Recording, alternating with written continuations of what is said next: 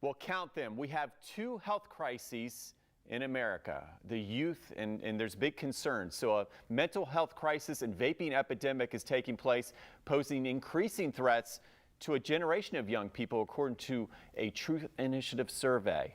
All right, so this survey tells us a lot, and here to discuss this in detail, we've got Amy Taylor, Chief of Community Engagement for Truth Initiative, and Giana Darville, Truth Initiative Youth Board Liaison. Well, first, let's start with Amy. Tell us more about this ongoing youth nicotine vaping epidemic and its impacts on young people's mental health. Thank you so much for having us here today to talk about this important issue.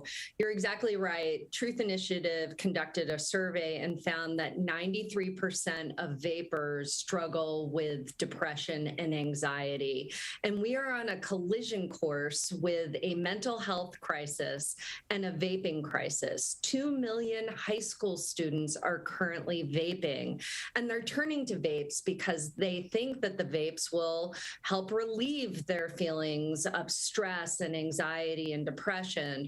But what we know is that those vapes will actually increase and amplify those feelings. And Amy, what is Truth Initiative doing to bring attention to this issue? Well, we are trying to expose the connection between vaping and mental health and to call a vape for exactly what it is. It's a depression stick.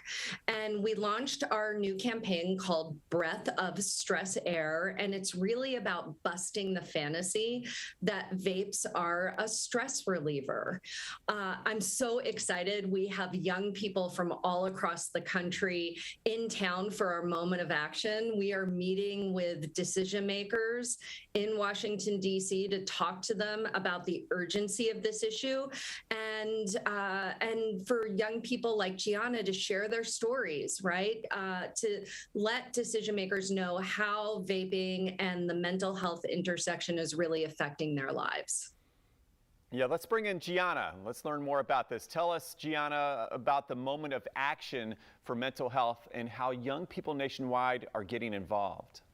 Definitely. Well, like Amy said, we have so many activists in town, particularly this week for our moment of action from everywhere from Tennessee and New Hampshire to Florida and Alaska. And so we were actually together on the National Mall yesterday after talking with the White House and talking with people on the National Mall about this particular issue. And we did some breathing exercises to kind of reclaim our breath in the face of an industry that tells us that this is something that can help our mental health when we know it can actually make it worse. And so we went through some breathing exercises as an act of activism, and we continued sharing our stories and talking to other people so that we can continue to get the word out there. So we're excited to be part of this, and we're excited to have more people who have vaped before, who have tried to quit, who have been successful quitting, and others who are just allies so we can keep this fight going.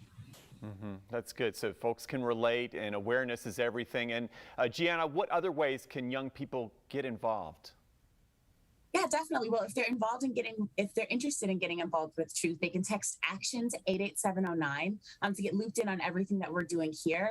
And if they're struggling to quit nicotine vaping, we have an amazing free anonymous text-based service called This Is Quitting that they can join just by texting Ditch Vape, which is one word, to 88709. And so there are some incredible resources that are available, and we want everyone to know because we know that knowledge is power.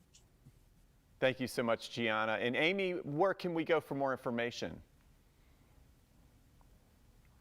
Well, we know when people have the facts, they make informed decisions. So if you want to get involved or you just want to learn a little bit more, please go to truthinitiative.org.